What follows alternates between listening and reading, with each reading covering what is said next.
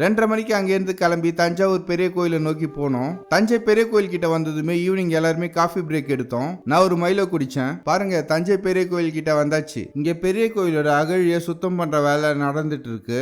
அப்புறம் இங்க பாருங்க மக்களே, தஞ்சை பெரிய கோயிலை வெளியே இருந்து கல்ல கொண்டு வந்து கட்டினதா சொல்றாங்க. இப்ப நீங்க கீழே இந்த தூர்வாரும் பணியை பாத்தீங்கன்னா சுவத்தை ஒட்டின மாதிரி இருக்கிற இடத்துல நல்லா பாத்தீங்கன்னா பெரிய பெரிய பாறங்கள்லாம் தெரியும். இது ஒரு மலையோ இல்ல குண்டோட அமைப்பா தெரியுது. இத்தனைக்கும் இந்த பாறைகள் தெரியுற இடம் கோயிலை விட்டு தள்ளி தான் இருக்கு. எனக்கு தெரிஞ்சு இந்த கோயிலை ஒரு குன்றை குடைஞ்சி செஞ்சு இருக்கிறதா தோணுது. உண்மை என்னன்னு தெரியல. அடுத்து கோயிலுக்குள்ள வந்தேன். பிரம்மாண்டன்ற வார்த்தைக்கான எடுத்துக்காட்டை இதை தான் சொல்லலாம். இது பிரம்மாண்டத்தோட உச்சம். அந்த அளவுக்கு பெரிய கோயில் இது. நான் இப்படிப்பட்ட பிரம்மாண்ட கோயிலை என் வாழ்க்கையில இதுவரை பார்த்ததே இல்ல. கோவில் உள்ளேயும் நல்லா பிரம்மாண்டமா விசாலமா இடம்லாம் இருந்தது.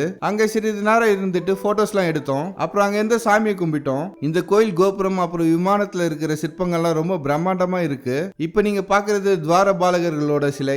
இந்த கோயிலோட சிறப்பை சொல்லிட்டே போகலாம் போல இருக்கு. அடுத்து நந்தியை பார்க்க போயிட்டோம். நந்தியும் ரொம்ப பெருசா இருக்கு. இவ்வளவு பெரிய நந்தியை நான் பார்த்ததே கிடையாது. அப்புறம் கோயிலுக்குள்ளேயே இருந்த மீனாட்சி அம்மனை போய் பார்த்தோம். அப்புறம் இதுதான் கோயில் கட்டின போது இருந்த ஒரிஜினல் நந்தி சிலை மக்களே. அப்புறம் சில ஆப்பிரிக்க கலைஞர்களை இந்த கோயில்ல பார்க்க முடிஞ்சுது. அவங்க கூட சின்ன பசங்க எல்லாம் போட்டோஸ் எடுத்துட்டு இருந்தாங்க. போக மனமே இல்லாம இந்த கோயிலை விட்டு கிளம்பணும். எனக்கு தெரிஞ்சு அடுத்த முறை இந்த அகழியை சுத்தம் பண்ணிட்டு போட்டிங் விடுவாங்கன்ட்டு நினைக்கிறேன். அப்புறம் 5 மணிக்கிட்ட தஞ்சை பெரிய கோயில இருந்து கிளம்பணும். நேரா கங்கை கொண்ட சோழபுரத்தை நோக்கி போனோம். இதுதான் மக்களே நாம போறவன். இப்போ கங்கை கொண்ட சோழபுரம் வந்துட்டோம் மக்களே. இப்ப மணி பாத்தீங்கன்னா சரியா 6:40. ஒரு கோயிலுக்கு இன்னொரு கோயில் சலைச்சது இல்லைன்றத உணர்த்துற மாதிரி தான் இந்த கங்கை கொண்ட சோழபுரமும் பிரம்மாண்டமா இருந்தது.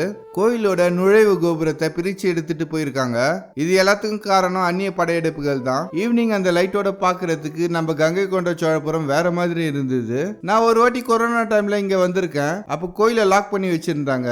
தஞ்சை பெரிய கோயிலை கட்டின ராஜராஜ சோழனோட பையன் ராஜேந்திர சோழனால கட்டப்பட்டதுதான் இந்த கங்கை கொண்ட சோழபுரம் கோயில். இரவு நேரத்துல இந்த கோயில் பாக்குறதுக்கு ரொம்ப அழகாவும் பிரம்மாண்டமாவும் இருந்தது. இப்ப நீங்க பாக்குற இந்த கோயில 50% வரைக்கும் அந்நிய படையெடுப்புகள் அழிச்சிருக்காங்க.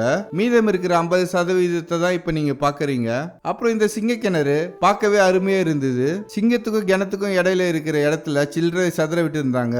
அப்புறம் அங்கிருந்து கிளம்பி கங்கை கொண்ட சோழபுரம் பக்கத்திலே இருக்கிற ஒரு ஹோட்டல்ல போய் சாப்பிட போனோம். எல்லாரும் டிஃபன் ஆர்டர் பண்ணி சாப்பிட, நான் மட்டும் சாப்பாடு ஆர்டர் பண்ணி சாப்பிட்டேன். சாப்பாடு நல்லாவே இருந்தது.